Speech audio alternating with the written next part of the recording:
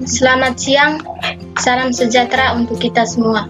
Saya Francisca Janidin, NPM 1686206057. Di sini saya akan mempresentasikan hasil skripsi saya yang berjudul Analisis Faktor-faktor yang menyebabkan rendahnya prestasi belajar subtema lingkungan tempat tinggalku di kelas 4 SDN Hendrosari.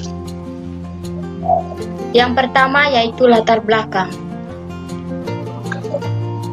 Pada umumnya, prestasi belajar adalah keinginan individu. Peserta belajar juga adalah implementasi dari suatu keberhasilan siswa setelah melakukan proses belajar mengajar. Prestasi belajar dikatakan sempurna jika dipenuhi ketiga aspek, yakni aspek kognitif, aspek afektif, dan psikomotor. Sebaiknya dikatakan prestasi kurang memuaskan jika seseorang belum mampu memenuhi target dalam ketiga kriteria tersebut. Yang kedua yaitu rumusan masalah. Bagaimana faktor-faktor yang menyebabkan rendahnya prestasi belajar pada siswa kelas 4 SDN Hendrosari?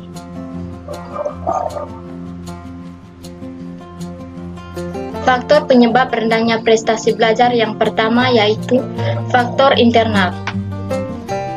Yang termasuk dalam faktor internal yaitu faktor jasmani dan faktor psikologis. Yang kedua yaitu faktor eksternal. Yang termasuk dalam faktor eksternal yaitu faktor lingkungan keluarga dan faktor lingkungan sekolah.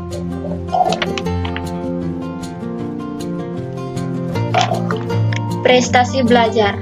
Menurut Hamadi, prestasi dapat diidentifikasikan sebagai berikut. Hasil dari suatu kegiatan yang telah dikerjakan, diciptakan baik secara individual maupun secara kelompok. Yang kedua, Saiful Bahari.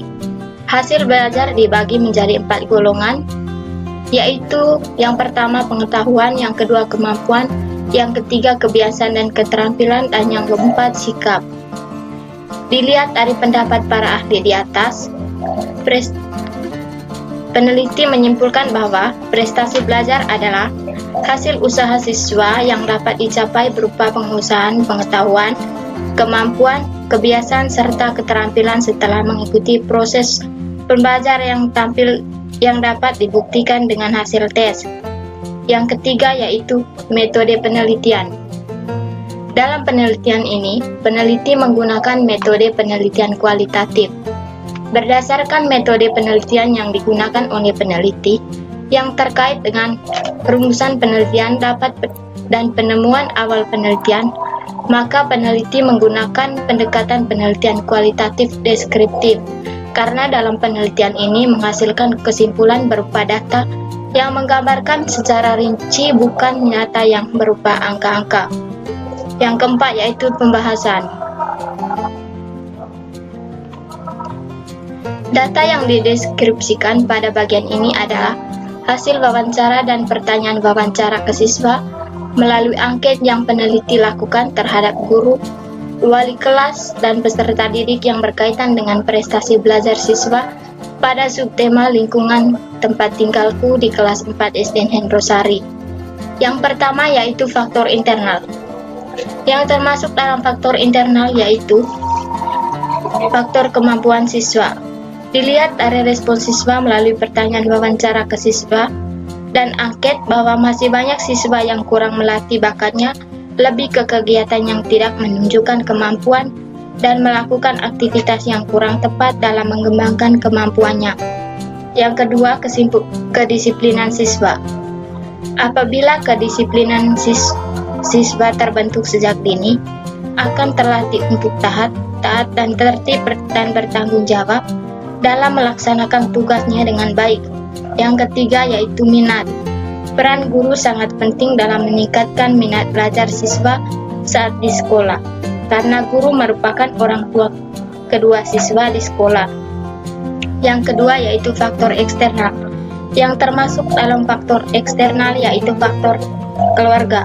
Berdasarkan hasil analisis, peneliti menilai bahwa faktor lingkungan keluarga tentunya merupakan faktor yang paling dominan di antara faktor lain. Keluarga juga merupakan titik awal seseorang memperoleh pendidikan. Yang kedua yaitu faktor masyarakat. Diketahui dari hasil angket dari 33 siswa bahwa masih banyak masyarakat yang acuh terhadap proses belajar mengajar. Yang kelima yaitu kesimpulan. Faktor yang mempengaruhi rendahnya prestasi belajar siswa meliputi faktor kemampuan siswa. Berdasarkan hasil analisis bahwa masih banyak siswa yang kurang melatih bakatnya lebih ke kegiatan yang tidak menunjukkan kemampuan dan melakukan aktivitas yang kurang tepat dalam mengembangkan kemampuannya. Yang kedua, kedisiplinan siswa. Masih banyak siswa yang melanggar peraturan sekolah. Apabila kedisiplinan peserta didik terbentuk sejak dini, akan terlatih untuk taat, tertib, dan bertanggung jawab dalam melaksanakan tugasnya.